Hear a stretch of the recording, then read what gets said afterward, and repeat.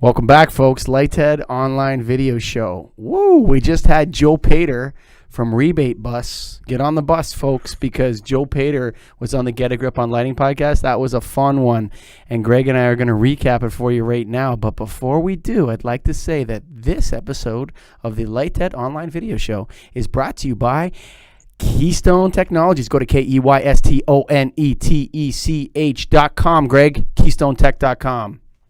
Light made easy. They give you the right product, right service, right price. What more can you ask for in lighting? They've got it all. KeystoneTech.com, KEYSTONETECH.com. Greg, Joe's awesome. He's a great guy. Dude, what an appropriate name, Rebate Bus. I feel like I just was on a bus ride going through that. That was great. The only way that could have been any better is if we were drinking. Yeah, right. It's 9 a.m. though, or 10 a.m. It might be a little tough, but we can do that. But yeah, no, what a great topic. Something that we all talk about, and it's a catch-22. We complain about it, but we love it at the same time as rebates. It's an addiction. Our businesses. It's an addiction. That's what it is. If you think about the last, I've been in it 12 years or 15 years. I can't think. You're a little longer, but our business have grown significantly, and a big part of it is because of the rebates, I think. So we have to thank them at the same time we can be mad at them. I don't know if my business has been crushed by competition in the last 5 years. Like, I haven't grown the lighting side since 2014, maybe 13.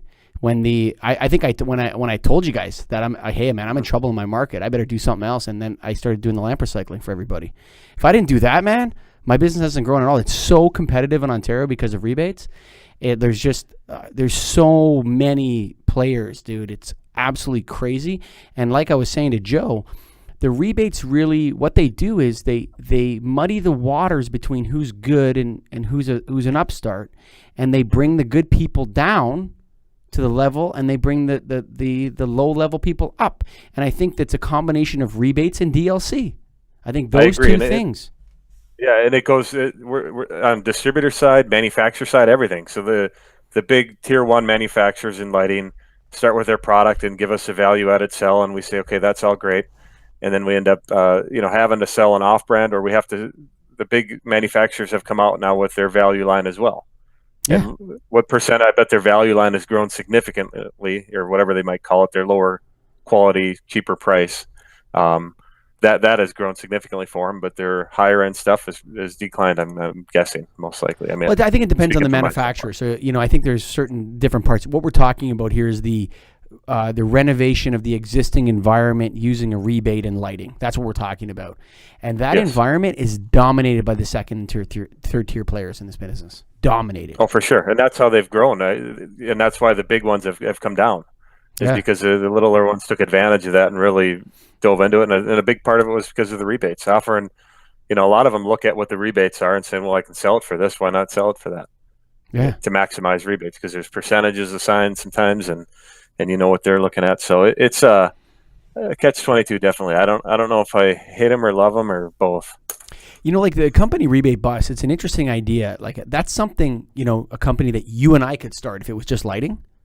Mm-hmm. Not that we're going to start another company, but it's like, it's like that's where, you need to, like, Joe needs to bring on some insiders into his team, people that sell light bulbs every day with rebates, because the utilities really, in my opinion, they need some serious savvy from the lighting perspective. Like guys that'll be like, you know what, buddy, you put that rebate out, you're going to, guys, you're going to, the problem is, like, these rebate people, at the utilities, they hire, let's hire an engineer from the school, and he graduated summa cum laude from the, and then they throw him in the Shark Tank with Greg Eric, who's going to rip that guy to shred. He's like, what do you call it? Blood. What's that other thing when they throw for sharks? Blood, and there's another name for that.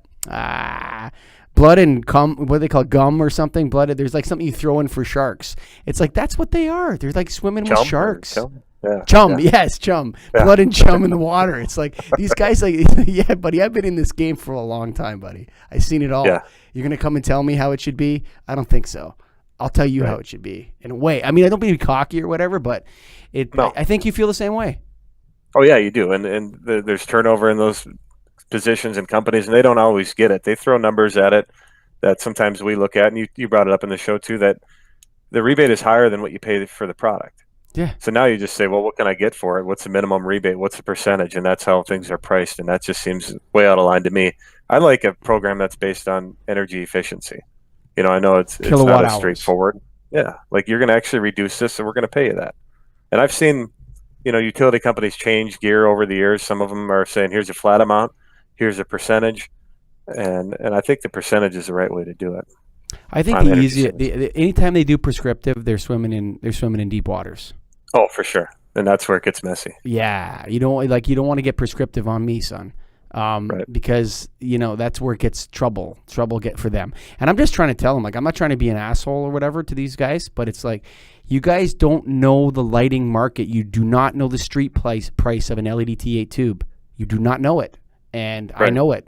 And so you want to play this game, let's do it. But the other thing too is, like, I think it's best based on demand, kilowatts, not kilowatt hours. Yeah, so I agree. That's good. Yeah, it's like, because you can measure, like, for the customer, for the utility, for everybody, you can measure a spontaneous wattage reduction. You can measure it. Mm-hmm. Kilowatt hours, I operate, how many times you're sitting with a customer and they're like, yeah, I know, we're at 2 shifts, and the lights go off. I'm like, you sure the lights go off? Yeah, the lights go off because I told my warehouse manager to turn them off. You sure about that?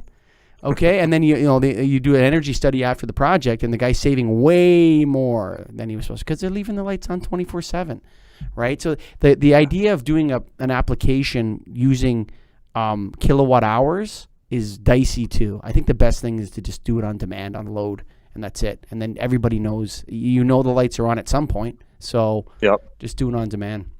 No, I'd agree with you on that. And now the big question is, so is it going to be a good thing when the rebate goes away, or if the rebates go away? It's going to be a bloodbath, dude. Yeah? Like, it will be a bloodbath.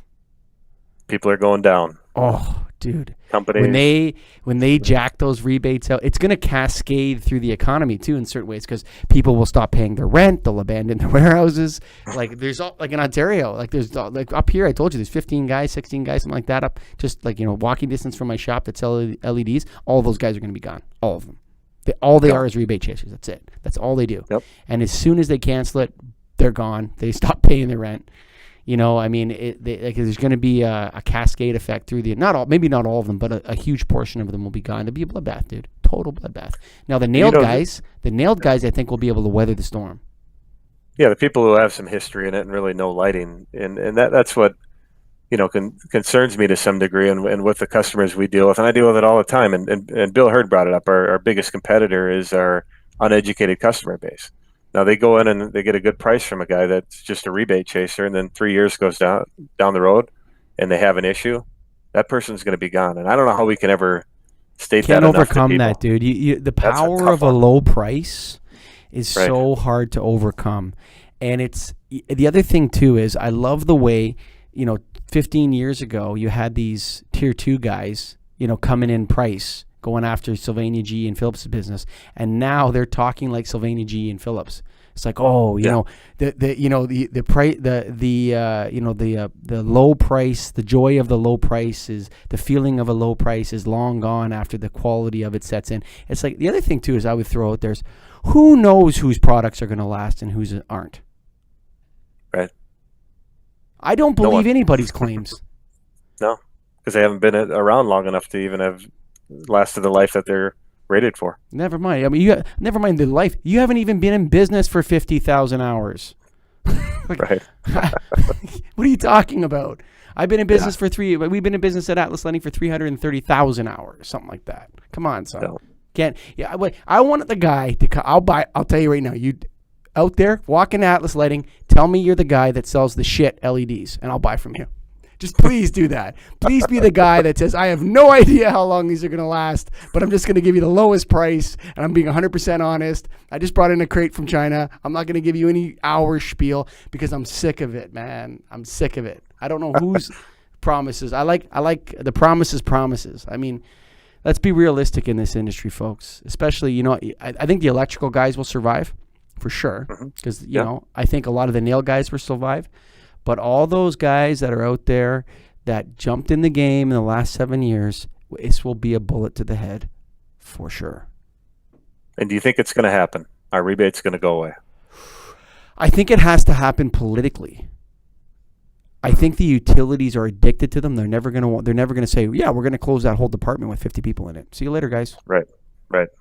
They love to grow. They love, like in Ontario, a utilities pricing is not based on their, a competitive market. It's set by the government, and they get to make 8% or something like that. They have like a set profit margin. So whatever the cost is gets billed to the client. So they're not motivated to fire anybody or reduce the size of their human resources or whatever. So it's going to have to be political. Like, so right now in Ontario, the new premier has canceled 3 rebate programs already that are not related to lighting. But they're like the EV chargers rebate, I think is getting canceled or is going to be canceled. But they're going to put the chop. Like if it gets up there and what they need, what politicians need is a narrative. And I laid out the narrative when we talked to Joe, the Bob and Rude. I laid it out for them. So listen to the Get a Grip on Lighting podcast. Thank you for this. And the summary on the Light Ted online video show. All you electrical distributors out there and lighting guys. Light Ted Magazine, thanks for listening. And, of course, Keystone Technologies. Go to KEYSTONETECH.com.